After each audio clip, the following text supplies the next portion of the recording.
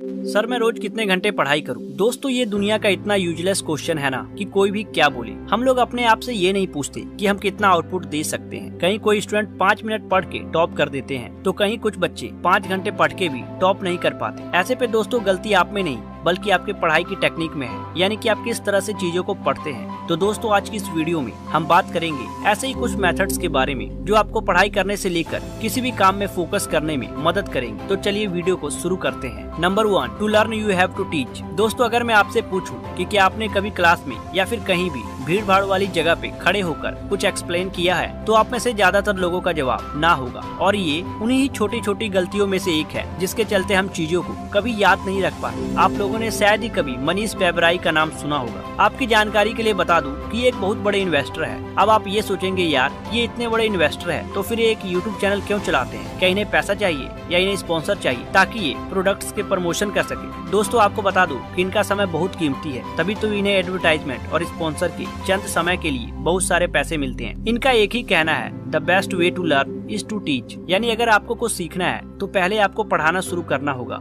और यही रीजन है कि इन्होंने यूट्यूब चैनल खोल रखा है और कई सारी बड़ी बड़ी यूनिवर्सिटी में लेक्चर भी देने जाते हैं जिसके लिए उन्हें थॉट्स को वेल ऑर्गेनाइज करना होता है। और दोस्तों यही इस पॉइंट्स का लेसन है कि अगर आप कोई भी मोटिवेशन बुक उठा के देख ले उसमें आपको अपने थॉट्स को ऑर्गेनाइज करने के बारे में ही सिखाया जाता है। कुछ लोग इसी मेथड को एक्टिव रिकॉल भी कहते हैं। Number 2, focus is for 5 minute not 4 hours. Policy बाजार के सीईओ यशीश दहिया कहते हैं कि बेशक मैंने आईआईटी या आईआईएम क्लियर किया है। अब आप ये सोचेंगे कि ये कितना फोकस्ड इंसान है, तभी तो इसने इतनी कम समय में इतनी सफलता हासिल कर ली। लेकिन अगर आपने कभी इनका कोई इंटरव्यू देखा होगा तो आपको ये पता होगा कि वे बचपन में बहुत ही ज्यादा अनफोकस्ड थे। अपने स्कूल लाइफ में हमेशा वे क्लास की खिड़कियों से बाहर देखते रहते थे, जिसके लिए उन्होंने अपने टीचर से बहुत मार भी खाई। बहुत दिनों तक यही चलने के बाद उन्होंने अपनी इस आदत को सुधारने के लिए अपना माइंडसेट बनाया। माइंडसेट बनाने के बाद वे हमेशा अपने आप से एक ही बात कहते थे कि वे उन्हें ज्यादा देर तक किसी भी चीज पे फोकस नहीं करना है। उन्हें किसी भी चीज पे बस 5 से 10 मिनट ही फोकस करना है, अब वो चाहे पढ़ाई हो या फिर कोई काम। इससे उनकी पढ़ाई पूरे तरीके से तो नहीं हो पाती थी,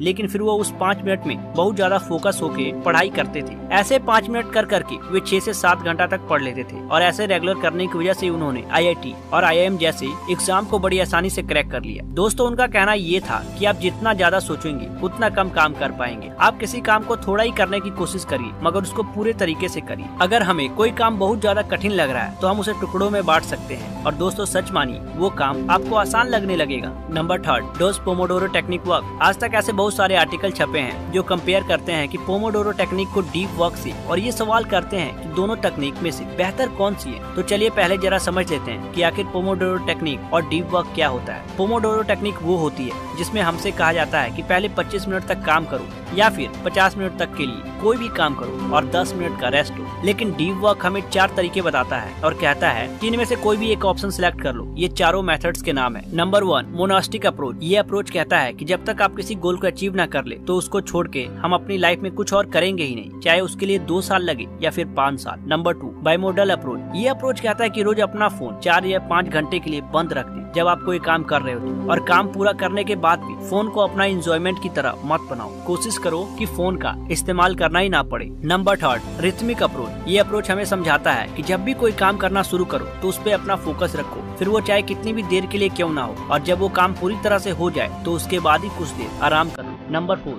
जर्नलिस्ट अप्रोच। ये उन लोगों के लिए है जो बहुत ही ज्यादा बिजी होते हैं, जिन्हें थोड़ा भी टाइम नहीं मिलता। ये टेक्निक कहती है कि बीच बीच अगर इनके पास 15 मिनट ही है तो उसको भी ये लोग यूटिलाइज कर सकते हैं। जैसे एग्जांपल के तौर पे ये समझ लीजिए कि अगर इन्हें कुछ भी स्टडी करना हो या फिर कोई कोर्स या लेक्चर देखना हो तो ये स्क्रीनशॉट या फिर वो कोर्स अपने मोबाइल में सेव करके रखते हैं और जब भी इन्हें कोई भी फ्री टाइम मिलेगा ये उसे देख लेंगे। दोस्तों पोमोडोरो टेक्निक और डीप वर्क में बस फर्क टाइम का है, हम कितने समय तक कामों पे एक्यूरेट फोकस बनाए रखते हैं। Number 4, don't drain your energy. दोस्तों दुनिया में बहुत से ऐसे लोग हैं जो किसी से इंस्पायर होकर ही किसी काम को शुरू करते हैं या उस जैसा बनने की कोशिश करते हैं, लेकिन वो लोग कभी उनकी हैबिट्स को फॉलो नहीं कर पाते। जैसे हाल ही में अभी अमेरिकन में स्केटर नेथन चैन ने 2022 के ओलंपिक्स में गोल्ड मेडल जीता और लोगों के लिए एक इंस्पिरेशन बन गए। लोगों ने उनकी हॉबीज के बारे में जानना शुरू किया कि वे अपने रोजाना की जिंदगी में क्या क्या करते थे, लेकिन कभी किसी ने ये जानने की कोशिश नहीं की कि वे क्या नहीं करते थे। आपको बता दूं कि 2022 के ओलंपिक्स में चैन अपना मोबाइल नहीं लेके आए थे ताकि उनसे उनकी ब्रेन की एनर्जी खत्म ना हो जाए।